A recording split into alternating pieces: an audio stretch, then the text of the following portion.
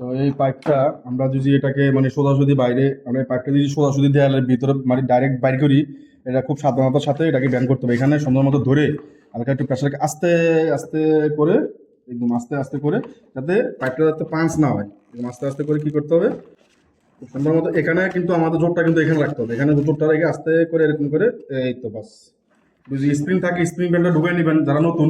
আর যারা আমাদের মতো পুরাতন আছে তারা তো আসলে করতে করতে তাদের একটা অভিজ্ঞতা হয়ে গেছে। এখন তারপরে যেটা, ওই বা ইয়ে নেন, প্লেট নেন। যেহেতু আমরা এটাকে এই দেয়াল সেদা করে এটা আমরা ডাইরেক্ট বাইরে, আমাদের জয়েন্টটা হবে বাইরে। হ্যাঁ, আমাদের যে ইনডোর আউটডোর জয়েন্ট আছে, জয়েন্ট আমরা রাখবো বাইরে। আর এই প্লেটটা শুরুতে আমরা এখানে লাগাই নিব, এই যেরকম করে লাগাই নিব। লাগানোর পরে আমরা এখান থেকে এখানে যে মাপটা আছে, এখান থেকে এখানে আমরা মাপটা নিয়ে নিব। এখান থেকে এখানে কত সেন্টি আছে, ঠিক প্লেটটা বসানোর পর এখান থেকে মাপটা নিয়ে আমরা ওইখানে মার্কিং করে ফেলবো। ঠিক ওই জায়গায় আমাদের কি হবে, ছিদ্র হবে, এবং ওই ছিদ্র দিয়ে এই পাইপটা বাইরে চলে যেত। আমরা দেখাচ্ছি এখন, ঠিক আছে।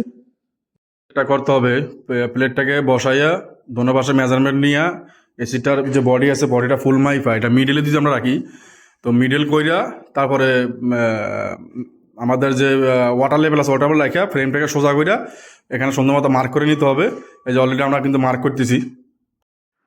তো দেখেন সাইদুল ভাই কত সুন্দর করে মেজারমেন্ট নিয়েছে, ঠিক আছে। এরকম সুন্দর মতো মেজারমেন্ট নিয়ে নেবেন, একদম দেখতে সুন্দর লাগবে এবং কাজ করতে খুব ভালো হবে। আপনার দোনো পাশের দেয়ালে আমরা যখন এটাকে যখন মিডিলে বসামু, তো আমাদের এই পাশের দেয়াল, এই পাশের দেয়াল, এই পাশের দেয়াল, এই পাশের দেয়াল, এবং বডিটা টোটাল মানে কতটুকু আছে, ঠিক মিডল পয়েন্ট আমরা এসিটা বসামু। আমরা ওই হিসাব করে কিন্তু মেজারমেন্ট করে নিছি।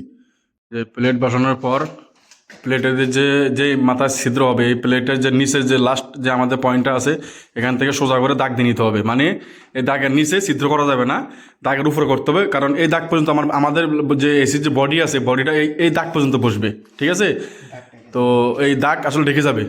তো আমাদের ছিদ্র করতে হবে এটা দাগের উপরে। তার মানে আমার ছিদ্রটা আমাদের বডির ভিতরে ঢেকে যাবে, এই যে বডির ভিতরে থেকে যাবে। এই যে আমরা যে দাগ দিছি, এই দাগটা আমাদের এই বডি পর্যন্ত আসবে, এটার ভিতরে চলে আসবে। তো ফাইনালি আমাদের ইনডোর বসানো শেষ। ইনডোর কিন্তু আমরা একদম মানে দোনো দেয়ালের মিডিলে বসাইছি, রুমের একদম মাঝখানে। দেখেন কত সুন্দর হয়েছে মেজারমেন্ট। এখন আমরা কাজ করবো বাইরে। আর অবশ্যই পাইপ ব্যান্ড করার সময় আপনারা এরকম ইনার ব্যান্ডার, হ্যাঁ ইনার ব্যান্ডার ব্যবহার করবেন। তাহলে কি হবে, পাইপের পাঞ্চ হবে না, খুব সুন্দর মধ্যে কিন্তু ব্যান্ড হয়ে যাবে, ঠিক আছে। এই জলটা আমাদের আউটডোর বসানো শেষ। এখন আমরা বাকি কভার পাইপ যেটা আছে ওইটা আমরা এখন কানেকশন করবো, তারপরে এসি বেকুমও বসামো, গ্যাস সরবো ইনশাল্লাহ। তো আলহামদুলিল্লাহ সুন্দর মতো প্লায়ার করে আমরা কিন্তু পাইপ কিন্তু কানেকশন করে ফেলছি। তো পাইপ কানেকশন করার পর আমি মেশিন কিন্তু বেকুম বসাই দিয়েছি। মানে বেকুমটা আমার রক্ত মিশে গেছে। আমি যেটা বললাম যে প্রত্যেকটা ভিডিওতে বলি বেকুম আমাকে করতে হবে। তো বেকুম করার নিয়ম হচ্ছে লো সাইডে, তো আমি হাই সাইডে করতেছি, যেহেতু আমার গ্যাসটা 32 নাম্বার গ্যাস, আমি এখানে করতেছি, সমস্যা নাই। কিন্তু নিয়ম হচ্ছে লো সাইডে করা। অনেকে বলতে পারেন ভাই কীভাবে আপনি যে হাই সাইডে লাগাইলেন, তো আমি আমার সুবিধার্থে আমি লাগাইছি হাই সাইডে। আপনি যখন কাজ করতে করতে অভিজ্ঞতা হয়ে যাবেন, তখন আপনি লো সাইড হাই সাইড দুই সাইডে করতে পারবেন, কিন্তু নিয়ম হচ্ছে লো সাইডে করা।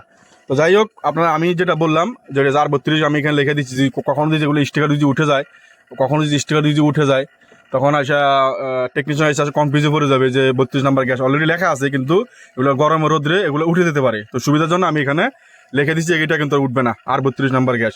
তো আমি এই যে এখন অলরেডি মেশিন আমি বেকুম বসাই দিয়েছি। বেকুম করতে হবে, আমি বারবার করে বলি বেকুম করতে হবে। যে আর 32 নাম্বার গ্যাস কিন্তু আগুন ধরে, যেখানে কিন্তু চিহ্ন দেওয়া আছে 600 নাম্বার গ্যাসের মতো। খুবই সাবধান, একটু সতর্কতাভাবে কাজ করবেন, হ্যাঁ।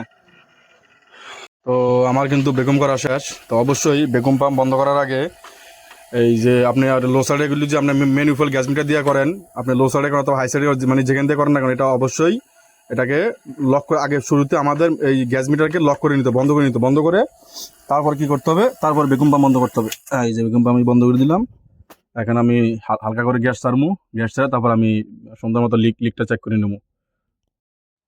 তো এরকম করে প্রত্যেকটা জয়েন্টে সুন্দর মতো কী করতে হবে, লিক চেক করে নিতে হচ্ছে। যেহেতু আমরা জয়েন্টটা খাওয়াইছি বাইরে, তো এখানে আমি সুন্দর মতো লিকগুলো চেক করে নিলাম। আলহামদুলিল্লাহ আমার কোনো লিক নাই। আমি 100 PSI প্রেশার রাখা জয়েন্টগুলো সুন্দর মতো চেক করে নিতেছি।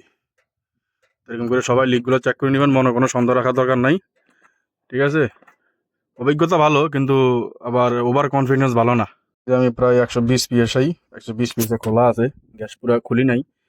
এখন আমি চেক করে ফেলছি, আলহামদুলিল্লাহ আমার এসিতে কোনো লিক নেই। এখন আমি পুরো গ্যাস খুলে দিব। এখন আমি পুরোটা গ্যাস খুলে দেবো। অবশ্যই এরকম করে লিকগুলো চেক করে নেবেন। তো ফাইনালি আমার এসি চালু হয়ে গেছে, অ্যাম্পিয়ার নিতেছে খুব সুন্দর অ্যাম্পিয়ার। আর গ্যাস প্রেশারও ঠিক আছে, যেহেতু ওটা 32 নাম্বার গ্যাস, 120 PSI আছে। তো আর 32 আসলে আর 410, আমরা যে আর 410 যে ব্যবহার করি, এই 410-এ কিন্তু দুইটা গ্যাসের মিশ্রণ আছে। এই যে 32 নাম্বার গ্যাসটাও আছে, আবার 125 আছে। তো 410 গ্যাসটা হচ্ছে দুইটা গ্যাসের মিশ্রণ হয়, 125 আর 32। তো আর 32 গ্যাসটা হালকা, এখানে একটু ওই যে এখানে কিন্তু এগুলো কিন্তু আগুন ধরে, এগুলো কিন্তু খুব সাবধান। তো আলহামদুলিল্লাহ আমাদের সুন্দর মতোই ইনস্টলেশন হয়ে গেছে। আর এখানে কিন্তু পর্যাপ্ত পরিমাণ জায়গা আছে, কেউ মনে করি না যে এখানে হাওয়া বাড়ি খেয়ে দিকে ভাই, উপরে খোলা আছে, ডাইনি বাইনে জায়গা আছে। তো কাজ শেষ আজকের মতো। আমি ইনডোরটা দেখাবো এখন। তো ফাইনালি আলহামদুলিল্লাহ আমাদের এসি শেষ, অলরেডি চালু হয়ে গেছে, খুব সুন্দর কুলিং করতেছে। দিয়ে আমি মার্শাল্লাহ তবরকাল 32 নম্বর গ্যাস, ওই যে আমি উপরে লেখেও দিচ্ছি 32 নম্বর। যদি কখনো যদি উঠে যায় স্টিকার আউটডোরে, তাহলে বুঝতে পারবে যে ওইটা 32 নম্বর গ্যাস।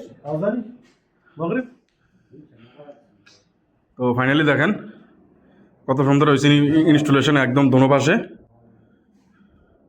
আজকের মতো কাজ এখানে শেষ। তো ওস্তাদ যে কাজ করে এরকম করে করবে।